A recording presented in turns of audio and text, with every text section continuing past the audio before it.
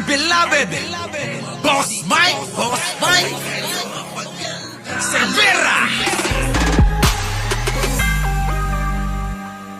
So eto na, umpisa na kagad natin dito, kay Manong Bongbong. Pinagkaguluhan no kanina eh. Eto na mga kababayan, pasok!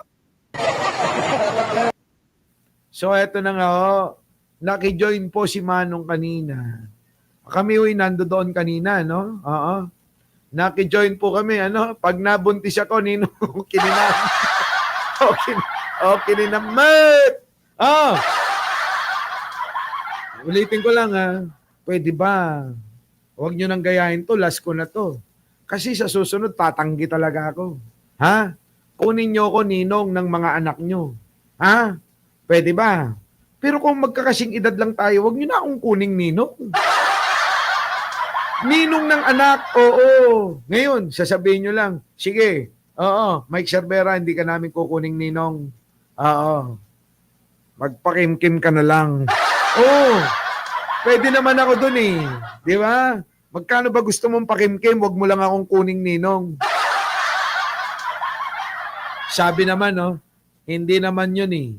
Wala, kahit wala kang pakimkim, eka, basta magiging Ninong ka namin. Pag ako pinagsalitan nito, mga kababayan ko, nako! Yari sa akin to eh. So ngayon, mga kababayan ko, eto na. Eto na ha.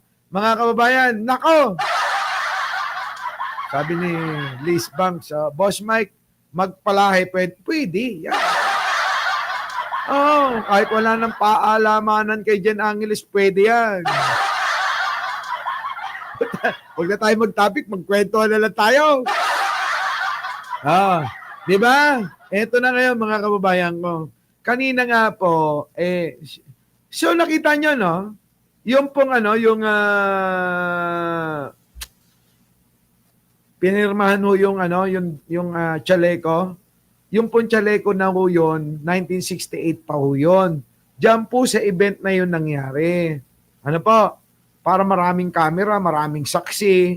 Baka sabihin kasi nila, AI, peke, gawa-gawa lang. Pero yan po, mga kababayan, ultimo po yung pentel pen na ginamit ni Pangulo, isasama ko sa frame. Lalagay ko dun, mga kababayan. Sisiksik ko sa loob. So magastos, magastos yun. Kapag siniksik ko, pati yung frame. Tapos, didikitan ko po ng mga picture kung paano po pinirmahan ni Pangulong Bongbong yun. Ngayon, sino may gusto?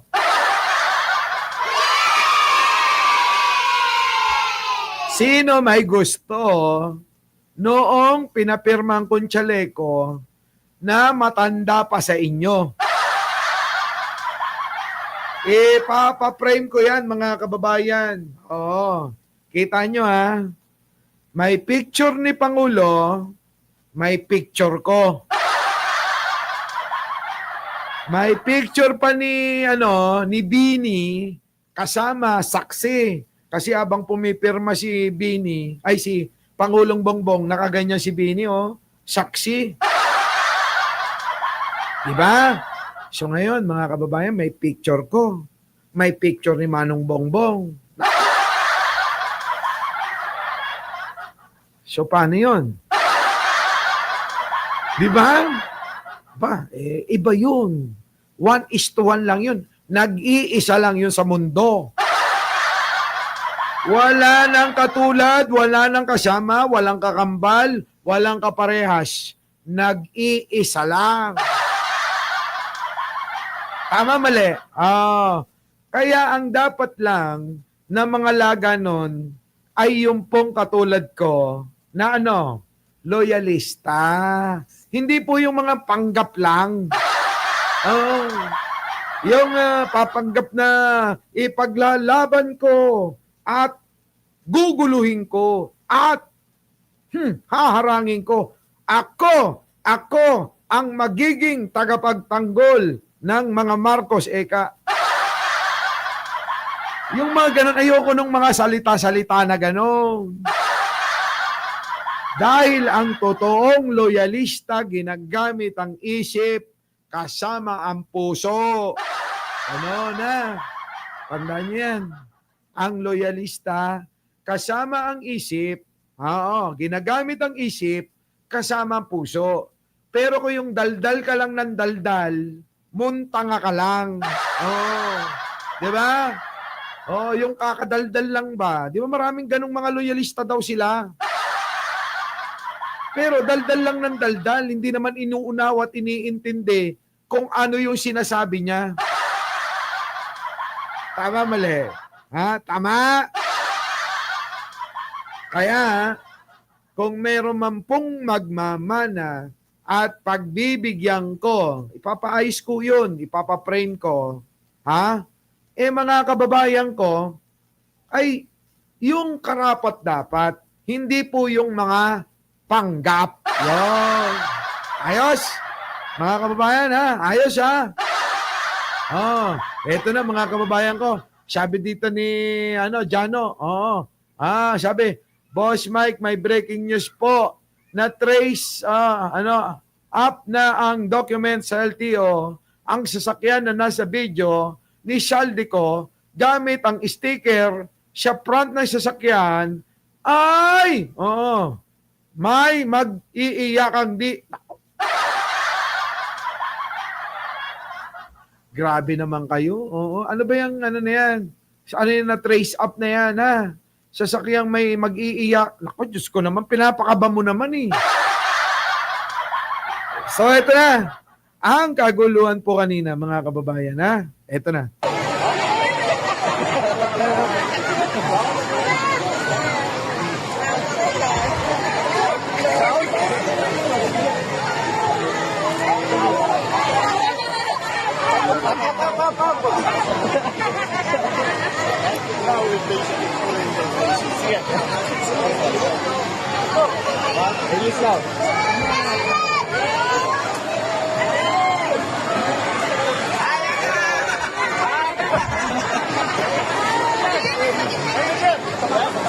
Grabe, no? Game na game, mga kababayan. Game na game si Manong Bongbong, ano? Kita nyo naman, no? Ito pong isa, si Bini kasama. Game na game po, kita nyo, no? Kaliwat ka ng mga pagtatrabaho. Pero nakikita nyo naman, ano? Nandiyan pa rin kasama ng mga bata, ni Pangulong Bongbong Marcos, talaga naman, ano? Nakisali, nakigulo, nakipagrambulan, halaka, halos halos mahubaran na ho eh. Ano? Grabe, ho.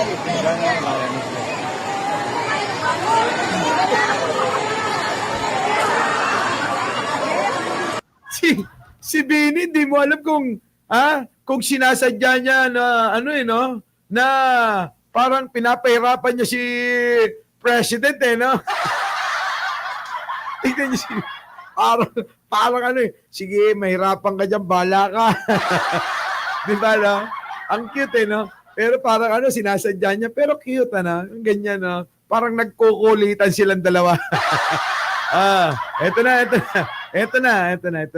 Wait lang, Meron pa dito, wait lang, Dito matutuwa kayo, mga kababayan. Saan? Dine na siya yun. Dito. Eto na nga. Naka, Diyos ko! Marami na namang mag-iiyakan, Grabe. Ito na, Boss Mike. Tuloy natin. Mr. President, pakita mo! Kayang-kaya mo pa!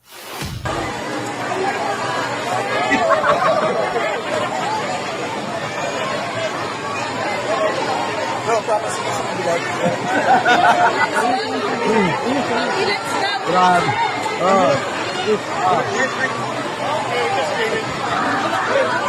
Wala na.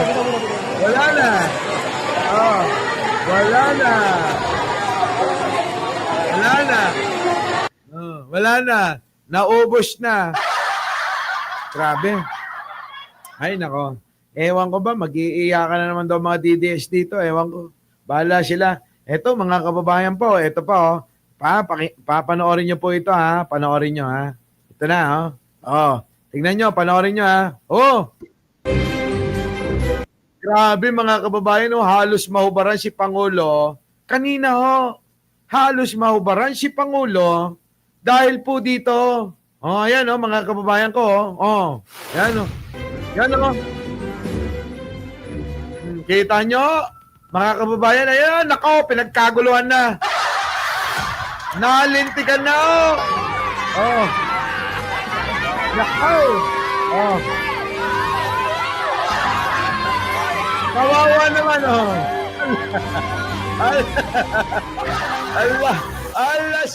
Allah ka. Uy! Nako, kawawa naman siya po. Allah. Ayan na. Naburlisan ng mga kababayan, dinamba-damba na ng mga bata. Tingnan mo tong isang bata, ngumiti pa habang nakaharap sa camera. Ganyan Ganyan mga kababayan yung nangyari. Naku, ganyan Dinumog at game na game si Manong Bongbong natin. Siya pakikipaglaro sa mga kabataan.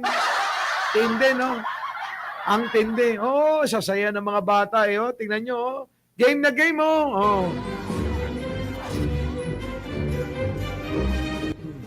Yan, Hala ka! Ayun, tuwan-tuwa, Tuwan-tuwa yung mga bata, Hala ka! Diba? So ngayon, eto ang tanong. Ito tanong na sa akin kanina Sana masagot nyo rin, Tanong sa akin, sabi nga ni Digong, Sabi ni, sino ba nagtanong sa akin, vlogger, Tinanong ako ni Chris Ulo. Kanina. Nandoon kasi naka-live siya. Sabi niya, si Digong, sabi niya noon, ang Malacanang ay para sa mga Pilipino. Hindi. Akin ito. Itong Malacanang ay para sa mga Pilipino. Sabi, di ba?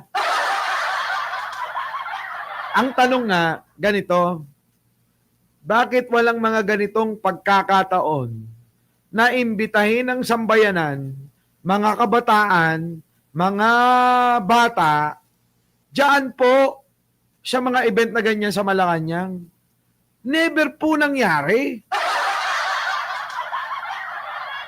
Tama, mali, mga kababayan, Tama, mali. Sabi niya JC, budol Sabi ni Digong, mga kababayan, ang Malacanang ay pag-aari ng mga Pilipino. Pero mga kababayan, bakit ang tanong?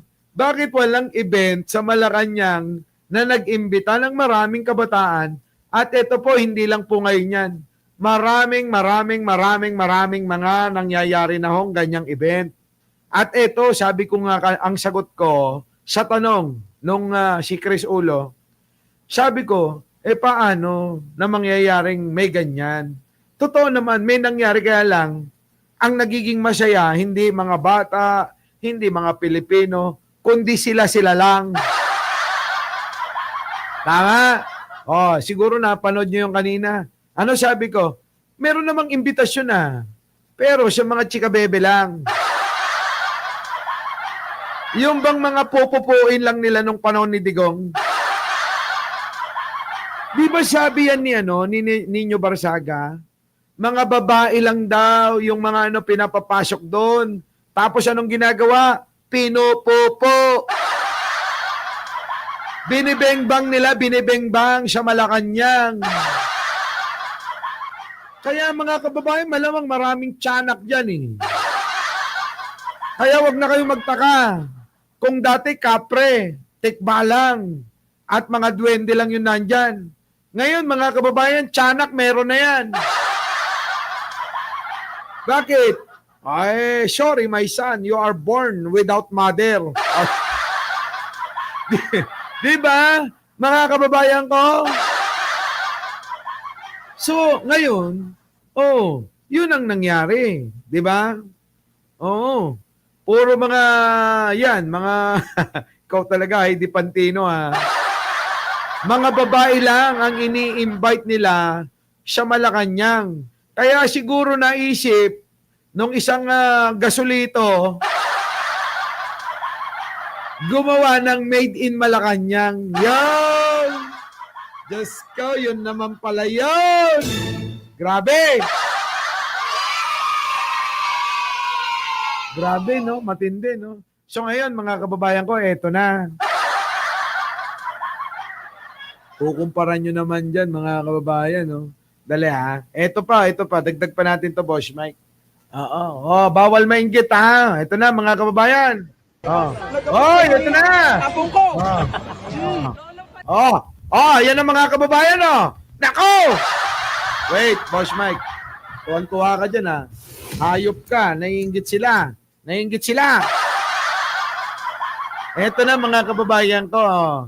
Tignan nyo, para meron tayong resibo. Alam nyo, mapapansin nyo dyan, mga kababayan, parang star na star ako, ano? Ha? Para bang lahat ng mga taong nakapaligid dyan, kilalang kilala ko, ano? Ha? Hindi nyo ba napansin? Ayun o, mga kababayan, pinagtutulakan pa ako. Mr. President, nandito si Mike Cervera. Papipirman daw yung kanyang minana pa sa kanyang lolo at lola. Di ba? O, ito na. Ayun, tingnan mo si ate, oh. Oo. Yung stop dyan. Talaga namang mahal na mahal nila ako. Oo. Shout out po lahat. Ano, ha? Ang paapat ko lang naman ni Rico Limay. Madimat. Pagpakita mo lang tapno ada ebidensya nga napirmaan nga talaga jay minanag kiniapong lakay kiniapong bakit nga napirmaan jay bado da dati nga gamgamitan da ide kampanyada ni Apo Lakay. Di ba? Oh. Oh, ito na, oh. Ayan na, oh. Ayan na, oh. Oh, ayan na, oh. Nako, mga. Oh, hop. Sino ang saksi? Mga kababayan, oh, yung mga stop yan, oh. Lahat yung mga nakapaligid na nakapula na yan, stop yan dyan. Ha? Stop lahat yan. Kita nyo. sabi ng mga stop, bawal kayong lumapit kay Manong Bongbong o Kininayo. Pero ako hindi. Oo. Sinalubong ko si Manong Bongbong eh. Eto na ngayon. Tingnan nyo. Sinalubong ko yan. Oh, nakapila lahat yung mga vlogger din dito. Tingnan nyo, pinagtutulakan pa ako nung si ating staff. Thank you, ha. Oh, yan na. Allah ka, yan na. Oh, pirma mo na daw, mano. Naku, kinuha yung ballpen. Ayan na. Naku, para ako niroromansa dyan, eh. Kinikilig talaga ako nung paperman na ni Manong Bongbong na napakaraming camera, oh. Tapos yung mga mga cheerer natin sabi, go Boss Mike, go! Ayan, ha. Ayan, tingnan nyo mga kababayan ko. Sino ang saksi dito? Si Bini. Si Manong Bongbong. Ayan, pinipirman na yung chaleco. Ayan, ha. Ayan, ha. Meron na tayong dyan, ha. Nako! Ay, sikat na naka-jacket ni Poraw. Pade. Ayan na, oh. Ayan na, pinirman na. Ayan na, oh. Ayan na, oh. Oh, kakalabit. Oy, eto na, tapos na. Putol, kinamayan pa ako ni Manong Bongbong ng ganyan. Toki ni Nanat Toyong ko na. Ay, grabe. Diba? So ngayon, ang tanong, maliwanag na, genuine. Yung ating, yung kulay puti na hoodie, suot-suot ng lola ko, nung nangangampanya para kay Apo Lakay. Kinutkot ko yung baol para po makuha yan, yung pinirmahan na ho yan. Oo. So ngayon, ang gagawin ko, ano, edi, papaprame natin, papaprame. At, swerte. Kung kanino ko ibibigay yan. O kaya, gawin nating charity, ano? Isip ko eh. Gawing charity. Bidding, bidding tayo. Sabi siguro ni Manong Bongbong, tokin na Mike Cervera, pinagkakitaan man ng day perma ko.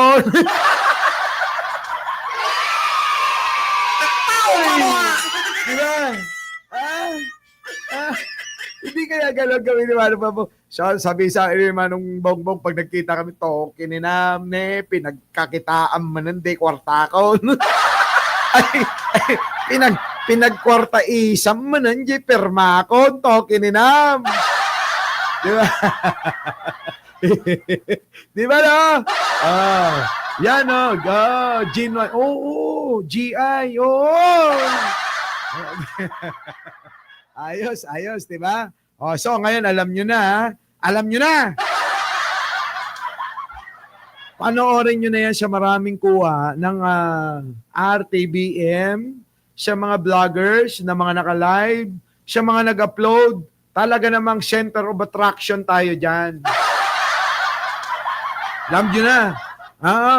Wala, hindi kayang tumbasan ni Boss Toyo yung presyo niyan. Payat, payat yan, Pak Ubich, $500, marami ko niyan. Kadideposito lang nung kanina yung kliyente ko eh. Magkano dideposito, Boss Mike? 34,000 eh. Kanina, may nagdeposito, $34,000. Dalhin mo kay, wala ngang ibabayad yun. Jun Castro, walang ibabayad si Boss Toyo doon sa luma na yan. Gagawin na lang nating charity. Charity. Bidding natin, charity nga, di ba? Sige. Tama.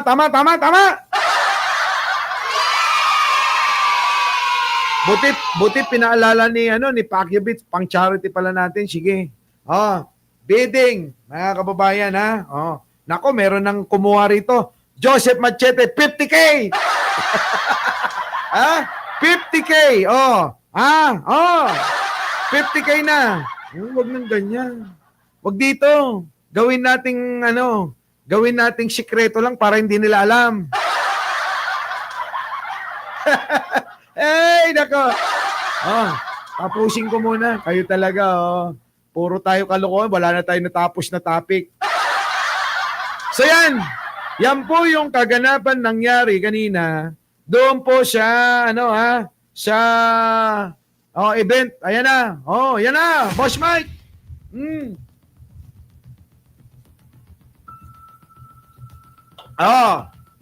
Tanya. Saksi. Kalabit. Ayan na. Si Manong Bongbong, pinipil ko pa. Puting na, para akong niroromansa ni Manong Bongbong dyan. Ang bilis lang pala nun eh. No? Ay, Marites Musni. Ay, may kinalaman ba ang kowa dyan? si Sarah lang. Oo, kaya nga kailangan sikreto lang. So ngayon, alam nyo na. Yan, ipapaprame ko ng maganda. Maganda. Yan po yung pentel pen na yan, kasama. Lalagay natin doon dahil hawak-hawak ni Manong Bongbong yan. Tapos, mga kababayan ko, tataas ang value niyan kapag naging presidente pa sino? Si Sandro. Sigurado yan. Magiging presidente si Sandro. Tataas ang value niyan, mga kababayan ko. Nag-iisa lang yan eh. Naghahanap pa ako ng katulad niyan, wala na eh. Yan, mukha lang malinis kasi malinis yung nagsuot. Pero mga kababayan ko, mukha ng basahan yan. Oo, Marumi-rumi na ho yan, hindi ho nilabhan. Mula nang matagpuan ko yan sa baul, hindi ko na nilabhan. Diba? Oh, sabi rito ni Francis, oh, Boss Mike, malaking karangalan po yan. Nasa history ka na po. Diba, no? History yan, history. Ha? Kasla Gold atan, tikatumbas nan. Wala! Diba? Di-display ko yan sa museo. Oh, lalagay kong ganun, oh. Malaking ganun. Magandang frame. Kasi ididikit ko yung mga picture. Paano pinirmahan? Picture, pagkatapos pinirmahan. Picture, nakipag-shake hands. Yung! Ganun! Our beloved Boss Mike Cervera.